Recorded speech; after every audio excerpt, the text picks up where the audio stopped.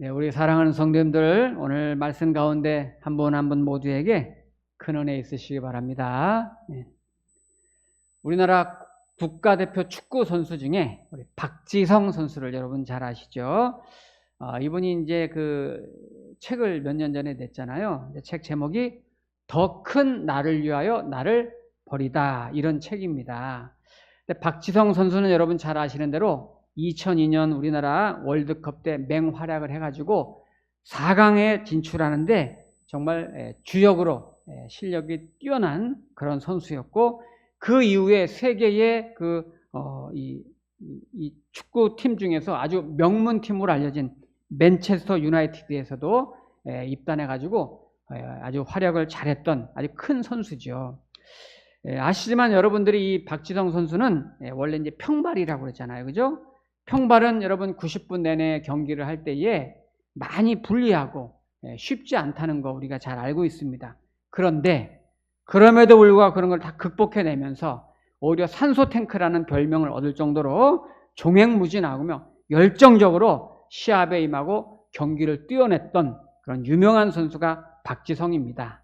근데 이 선수가 더 큰 나를 위하여 나를 버리다, 이 책을 썼는데, 이 책에는 이분이 세계적인 선수가 되기까지 그런 모든 고난들, 참아내고 견뎌내야 했었던 그런 과정들, 또 고통 중에 인내하고 치러냈어야 했었던 그런 시절들, 내용들이 다 기록이 되어 있는데 참 인상적이고 도전되는 내용이 많습니다. 특히 제가 이제 도전이 된 거는 이 책 제목이 더 큰 나를 위하여 나를 버린다, 이 제목이 인상적이었는데, 이 책에 보면은 왜 제목을 그렇게 잡았는지 그 내용이 설명하는 부분이 있어요. 그 대목이 이런 내용입니다. 나를 버린다는 것은 끊임없는 변화에 대한 갈구였습니다. 비워야 다른 것을 채울 수가 있고 스스로 가벼워져야 힘차게 앞으로 달릴 수 있다는 것을 저는 절감하고 있습니다. 이 말을 한 거예요. 저는 이 한마디가 이 목회자인 저에게도 도전이 되고 감동이 됐어요. 더 큰 나를 위해서 나를 버려야 된다는 거. 이 말의 의미가 뭐예요? 끊임없는 변화와 도전을 위해서 정말 목말라하고 갈망하고 있고, 그거를 위해서 자기를 자꾸 내려놓는 거죠. 저는 이 책을 읽으면서 축구하는 거나 신앙생활 하는 거나 또 이 목회하는 거나 이게 상통하는 게 많이 있구나 하는 것을 이제 깨닫게 됐는데요. 우리 예수님을 믿는 우리 성도님들, 좀 성숙한 제자로 살아가고자 하는 저와 여러분들이 정말 더 큰 나를 위해서 나를 자꾸 버릴 수 있어야 되고, 나를 비울 수 있어야 되고, 그 비워야 또 다른 거를 자꾸 채울 수가 있고, 그 채워가는 과정 속에서 또 내가 자꾸 비우면서 가벼워져야 또 힘차게 앞으로도 달릴 수 있다. 이게 어떻게 보면 신앙생활에 또 우리 어떤 인생의 어떤 원리와 같은 내용일 수 있는 거죠. 그런데 우리가 요즘 이제 예수님의 제자들을 자꾸 이제 마가복음에서 보고 있는데, 아직도 버리지 못하고 내려놓지 못하고 비우지 못하는 그런 제자들의 모습이 자꾸 나와요. 그러다가 오늘 9장 마무리하면서 예수님이 오늘은 좀 세게 그 제자들에게 좀 제발 버려라, 이런 이제 뉘앙스로 좀 센 단어를 사용하시면서 말씀하시는 대목이 있습니다. 한번 제가 읽어보겠습니다. 좀 읽기가 좀 극단적인 말들이 좀 나오죠. 43절부터 제가 보겠습니다. 만일 내 손이 너를 범죄하게 하거든 찍어버리라. 장애인으로 영생에 들어가는 것이 두 손을 가지고 지옥 곧 꺼지지 않는 불에 들어가는 것보다 나으니라. 만일 내 발이 너를 범죄하거든 찍어버리라. 다리 저는 자로 영생에 들어가는 것이 두 발을 가지고 지옥에 던져지는 것보다 나으니라. 47절에 또 만일 내 눈이 너를 범죄하거든 빼버리라. 한 눈으로 하나님의 나라에 들어가는 것이 두 눈을 가지고 지옥에 던져지는 것보다 나으니라. 네, 예수님이 이제 성경에 여러 말씀들이 기록이 되어 있는데, 은유도 하시고 비유도 하시고 과장법도 쓰시고 여러 말씀이 있었지만, 오늘처럼 좀 거칠고 직설적이고 좀 극단적인 그런 표현을 하는 경우는 사실 드물어요. 손을 찍어버려라, 눈을 빼버려라, 이렇게까지 말씀을 하신단 말이에요. 그리고 오늘 우리가 이제 눈에 띄는 단어들이 지옥이라는 말, 이제 불이라는 말, 소금이라는 말, 이런 말이 다양한 내용들이 섞여 나오면서 오늘 이제 이런 과정이 쭉 나오다가 마지막 절은 이렇게 끝나요. 소금은 좋은 것이로되 만일 소금이 그 맛을 잃으면 무엇으로 이를 짜게 하리요? 너희 속에 소금을 두고 서로 화목하라 하시니라. 그러니까 오늘 본문이 사실 이해하기가 난해합니다. 왜냐하면 왜 예수님은 극단적인 표현을 쓰시면서 이런 말씀하셨을까? 지옥, 찍어버려라, 빼버려라, 또 불, 소금, 거기다가 화목하라. 이런 것들이 무슨 관계가 있길래 나중에는 결국 화목하라 이렇게 결론을 맺으셨을까? 우리가 이 전체의 이야기가 사실은 어디서 출발해서 이런 이야기가 나온 거냐면요. 거기 9장에 34절을 잠깐 보시면 이런 내용이 있죠. 34절에 제자들이 그들이 서로 잠잠하니 이는 길에서 서로 누가 크냐 하고 쟁론하였습니다. 네, 지금 제자들이 마음속에는 이런 마음이 있는 거죠. 서로 누가 크냐. 곧 예수님이 이제 예루살렘 성에 들어가서 정권을 잡으시고 그 자리에 올라가시면 그러면 우리 중에 누가 더 크냐, 누가 더 높은 자리에 앉을 거냐. 쟤는 나보다는 아닐 것 같아. 아무래도 나보다 내가 쟤보다 훨씬 낫지. 서로 이런 생각하면서 실제 그런 다툼이 있었던 거죠. 사람은요, 누구든지 다 인정받고 싶은 욕구가 있는데, 그런데 알게 모르게 그것이 지나쳐가지고 자기의 의로움과 자기의 자랑이 되고, 이게 지나치면 교만이 되는 거거든요. 근데 자꾸만 그런 습성들이 우리에게 있는 거예요. 없을 수는 없으나 이것이 발전하면 위험한 거잖아요. 자꾸 삐져나와요.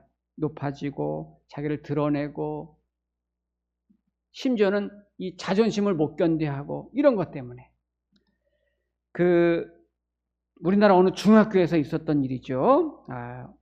일본에서도 이런 일이 있었다고 하는데, 우리 요즘에 이제 그 학생들은 그러잖아요. 저희들 자랄 때랑 많이 달라서 어떤 정서나 감정이나 감성 이런 것들이 컨트롤이 잘 안 돼요. 그러다 보니까 최근에는 무슨 여러 가지 조절 장애를 겪는 아이들도 많이 있습니다. 요즘엔 여러분 고등학생보다 중학교 아이들이 더 무섭다, 더 위험하다, 더 우발적인 사고들도 많이 일어납니다. 우리나라 어느 중학교 교실에서 실제 있었던 일인데요. 친구들이 한 명을 왕따를 시키고 놀리는 거예요. 근데 이 왕따 당하는 아이는 숫기가 없고 소심하고 조용하고 내성적이고, 그러니까 친구들이 더 많이 놀리는 거예요. 네. 얌전하고 말도 없으니까 계속 놀림을 다 많이 당하는 거죠. 계속. 쉬는 시간 되면은 주변의 친구들이 괴롭히고 무시하고, 모든 아이들이 왕따 시키니까 못 살겠어요, 진짜. 그러는 중에 이 아이가, 그렇게 숫기 없고 조용한 이 아이가 큰 사고를 치게 됩니다. 어느 날 쉬는 시간에 아이들이 또 막 놀리는 거죠, 이 아이를. 놀리는데 그 중에 어떤 한 아이가 이런 말을 한 거예요. 야, 놔두라, 놔둬. 놀릴 만한 애를 놀려야지. 얘는 깜도 안 되는 애인데 뭐 그런 애를 놀리냐. 이렇게 말하는 거예요. 근데 이 말이 이 소심한 아이에게는 더 큰 충격으로 다가온 거예요. 놀리고 평소에 괴롭히는 아이들보다 그 말이 더 기분 나쁜 거예요.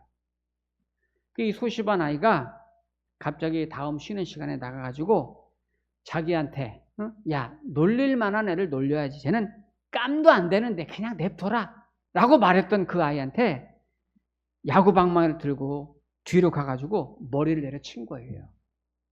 그 자리에서 죽었어요. 정말 끔찍한 사건이죠. 결국 여러분, 우리 인간의 이 심리 속에는 전부 이런 게 있는 거예요. 무서운 교만, 자기의 이 참아내지 못하는 그런 자존심들. 근데 이것이 이제 발전하면 어른들 사이에서는 교만이 되는 거잖아요. 얼마나 위험한 거예요. 오늘 여기 제자들은 예수님의 한 공동체잖아요. 서로가 묶여져 있고 예수님이란 나무에 접붙여져 있고 한 몸이고 한 지체임에도 불구하고 서로 자기의 의의를 드러내고 서로 경계하고 네가 크냐 내가 크냐 경쟁하고 그러고 있는 거예요. 누가 크냐 누가 더 높으냐 여기에만 관심 있는 거예요. 자기의 의의를 드러내려고 하는 거. 우리가 사복음서를 쭉 읽다 보면은 예수님께서는 제자들에게 뭐라 그래요?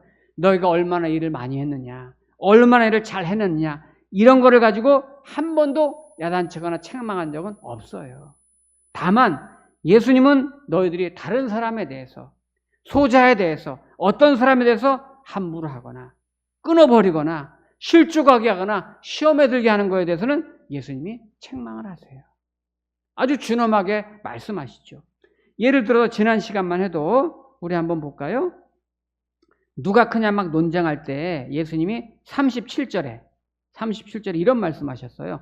누구든지 내 이름으로 이런 어린아이 하나를 영접하면 곧 나를 영접함이요, 누구든지 나를 영접하면 나를 영접함이 아니요 나를 보내신 이를 영접함이니라. 이렇게 어린아이 하나도 무관심하고 소외된 하나도 귀하게 여기, 또 42절도 또 누구든지 나를 믿는 이 작은 자들 중 하나라도 실족하게 하면 차라리 연자맷돌이 그 목에 매어 바다에 던져지는 것이 나으니라.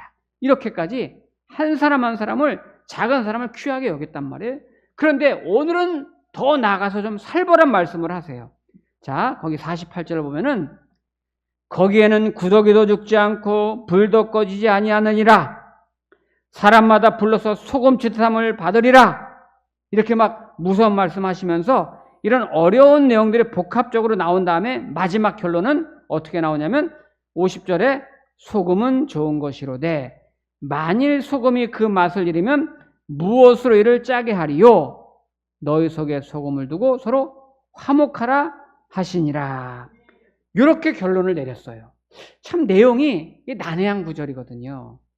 그런데 우리가 이 말씀을 이해하려면 구약의 배경을 조금 이제 알아야 되는데요. 솔로몬 왕이 이제 왕이 된 다음에 나라가 굉장히 부흥하고 융성했습니다. 굉장히 왕성하게 컸단 말이죠. 다윗 아버지 덕이긴 한데 이 솔로몬도 외교 관계를 엄청 잘했거든요. 근데 그렇게 하는 중에 이방 여인들을 많이 들여서 결혼을 했어요. 이방 나라의 공주들이랑 결혼하면서 각 나라의 공주들이 자기네 우상을 갖고 들어오잖아요. 그래가지고 이스라엘 나라 곳곳에 우상이 막 세워지기 시작한 거예요. 그러니까 자연스럽게 이제까지는 오직 여호와 하나님만을 섬기는 신앙이었던 이 나라가 예루살렘 곳곳마다 우상이 세워지니까 나라가 혼잡해지기 시작하는 거예요. 그런데 이것이 솔로몬이 사후에 아하스 왕, 므낫세 왕 때 이 이스라엘 나라가 우상 나라의 피크를 이룹니다. 굉장히 전 이 백성들이 다 우상에 빠지는 거예요. 그러는 중에 요시야라는 왕이 등극하면서 종교개혁의 아이콘이 되죠. 이 사람이 이제 요시야 왕이 왕이 되면서 솔로몬 왕 때부터 내려오던 모든 우상 단지, 우상 신전들을 전부 다 부숴버려요. 그리고 우상 제물들, 우상 제단들 전부 가져다가 흰놈의 골짜기라는 지역이 있어요. 흰놈의 골짜기라는 지역에 전부 다 갖다 소각을 하는 거예요. 그 어마어마한 그 쓰레기장에 그냥 갖다가 다 버린 거예요. 그럼 우상 단지, 우상 제물, 우상 신상들 전부 다 갖다 던져가지고 불을 막 질렀습니다. 막 불을 얼마나 많은지 계속 태우는 거예요. 그러면 생각해 보세요. 연기가 계속 타면서 불길이 계속 오르겠죠. 계속 오르는데 연기가 계속 타오르면 타오를수록 이스라엘 나라는 더 정결해지는 겁니까? 더 정결해지는 겁니까? 더 정결해지는 거죠. 그죠? 우상을 계속 태우는 거니까. 그죠? 그런데 성경에 보면은 정결해진다는 상징으로 소금을 친다는 말이 있어요. 그래서 레위기 2장에서도 소제물에 소금을 치라. 출애굽기 30장에서도 향을 만들 때 그것에 소금을 쳐서 성결하게 하라. 이런 말씀이 있단 말이에요. 그러니까 소금의 기능이라는 거는 우리가 어떤 여러 가지 기능이 있겠지만, 맛을 내는 기능이 있겠지만 또 한 가지 썩는 것을 방지하는 기능, 즉 정결하게 하는, 성결하게 하는 기능이 소금에 있는 거예요. 자, 그런 전제를 가지고 자, 오늘 49절에 보시면은 사람마다 불로써 소금 치듯함을 받으리라. 이 말은 불을 피우면 피울수록 이스라엘 나라가 정결해진다는 그런 이 의미를 담고 있는 거예요. 그럼 이 말이 왜 나왔을까요? 자, 43절부터 거기 43절 끝에 보세요. 두 손을 가지고 지옥에 곧 꺼지지 않는 불에 들어가는 것보다 나으니라. 또 45절 끝에도 이 두 발을 가지고 지옥에 던져진 것보다 나으니라. 또 47절 끝에도 두 눈을 가지고 지옥에 던져진 것보다 나으니라. 네. 지금 지옥에 던져지는 것보다 나으니라, 나으니라, 나으니라. 여기 지옥이라는 말이 히브리어로 게헨나입니다. 게헨나. 근데 게헨나가 아까 말씀드린 흰놈의 골짜기라는 지명이 게헨나에서 나온 말이에요. 그러니까 이 당시 실제 예루살렘 남쪽에 우상을 불살르고 제단을 불살르는 흰놈의 골짜기가 있는데 이 흰놈의 골짜기가 게헨나라는 단어에서 나왔단 말이에요. 그러면 여기 게헨나는 지옥이란 히브리어란 말이에요. 그러니까 구약에서 우상을 섬기던 왕들이 이곳에다가 제단을 쌓았는데 심지어 여러분 아들을 갖다 바치는 곳이 바로 이곳이었단 말이에요. 흰놈의 골짜기. 그런데 요시야 왕이 등극하면서 신앙을 개혁하면서 그 흰놈의 골짜기에 게헨나에다가 전부 다 모든 우상과 제단들을 전부 다 갖다 불을 지르고 태워서 하루 종일 연기가 나도록 다 태워버렸단 말이에요. 바로 오늘 본문에 나오는 지옥이라는 성경에 나온 단어는 히브리어로 게헨나고 게헨나는 흰놈의 골짜기라고 불리던 우상을 쉴 새 없이 태우던 바로 그 지명의 의미란 말이죠. 그러면 그곳에 들어가는 것보다 나으니라 하면서 오늘 43절에 손이 나왔고 45절에 발이 나왔고 47절에 눈이 나왔어요. 즉 손과 발과 눈은 우리 몸에 너무 중요한 부분이에요. 우리 신체를 움직이고 활동하게 하는 굉장히 중요한 역할을 합니다. 이런 것들이 정결하지 못해가지고 자기를 높이고 자기의를 드러내고 누구를 정죄하고 비판하고 판단하고 누가 크냐에만 관심 갖는 것에 쓰이지 말고 우리가 그 안에서도 어떤 일을 하고 봉사하고 섬길 때 누가 크냐 자기 의만을 주장하고 이런 것에만 관심. 교회는 그런 것이 아니잖아요. 그래서 오늘 예수님이 그런 말씀을 쭉 하신 다음에 결론이 소금은 좋은 것이로되 만일 소금이 그 맛을 잃으면 무엇으로 짜게 하리요 하면서 너희 속에 소금을 두고, 이 말은 소금을 간직하고 서로 화목하라, 이 말씀을 하시는 거예요. 자, 오늘 소금을 간직하고 사는 성도, 소금을 두는 성도는 서로 화목할 수밖에 없는 거예요. 왜요? 우리의 손과 발이 정결한 성도라면 어떻게 살아야 됩니까? 누군가를 정죄하고 교만하고 비판하고 내가 크다 네가 크다 하지 아니하고 오히려 낮아지고 더 비워지고 화해하고 용서하고 화목하게 산다는 거죠. 왜 화목이 중요합니까? 왜 소금을 두고 소금을 간직한 자들과 화목한 성도가 되라고 왜 말씀하셨을까요? 마태복음 5장 기억하시죠? 마태복음 5장에 이런 말씀 여러분 기억하시죠? 예물을 제단에 드리다가 네 형제에게 원망 들을 만한 일이 생각나거든 예물을 제단 앞에 두고 먼저 가서 화목하고 그 후에 와서 제물을 드리라. 이 말은 뭐예요? 불화한 성도가 지금 있다면, 반목한 사람들이 있다면 예배를 드릴 수 없으니, 즉 하나님은 그런 예배 받지 않으시니, 그러므로 사실 우리가 이렇게 예배를 드린다는 거는요, 이미 우리는 화해한 사람, 화목한 사람들이라는 거예요. 저희는 화평한 사람들입니다라는 고백을 하고 있는 거예요.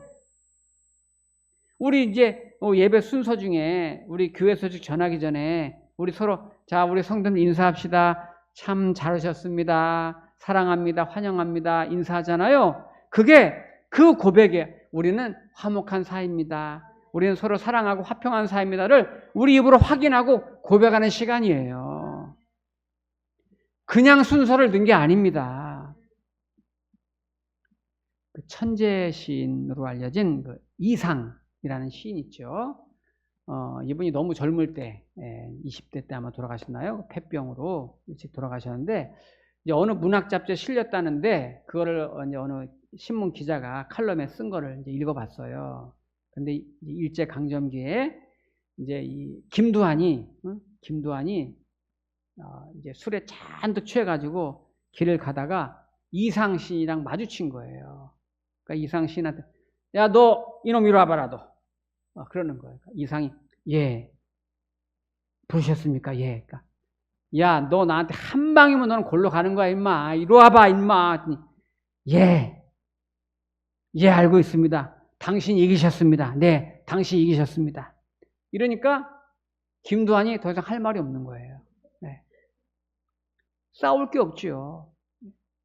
여러분, 이 천재 시인이긴 하지만 이상은 저랑 비슷해요. 비리비리 해가지고 약골이거든요. 근데 김두한이 이상이 그렇게 말하니까 오히려 멀쓱해가지고 아무 말 안 하고 그냥 가버렸대요. 우리 예수님 믿는 사람들이 뭘 갖고 싸우겠어요? 무슨 뭐 권력 욕심을 갖고 싸우겠어요? 무슨 자존심 갖고 싸우겠어요? 혹시 여러분 교회 생활하다가 상대방이 좀 세게 나오는 것 같으면 당신이 이기셨습니다. 그렇게 하세요. 네. 그리고 속으로는 내가 너를 용서하노라. 으하하하 이렇게 하세요. 네. 이상이 쓴 그 유명한 작품 날개라는 그 소설에 보면은 자기 이제 남편이 자기 부인에 대해서 굉장히 이제 의심하고 용서를 못 하잖아요. 부인을 절대 용서 못 하고 분노하고 막 그런 내용이 이게 전개되잖아요. 근데 끝에 가서 결국에는 부인을 용서하잖아요. 용서하면서 거기서 자유와 희망을 찾는다. 그래서 이 소설 제목이 날개잖아요.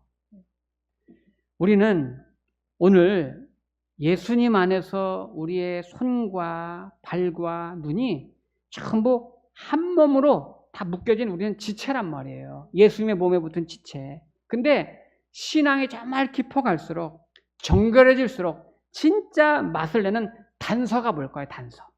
그거는 얼마나 화목할 줄 아나. 얼마나 내가 화평할 줄 아는 사람인가. 그거에 달린 거예요.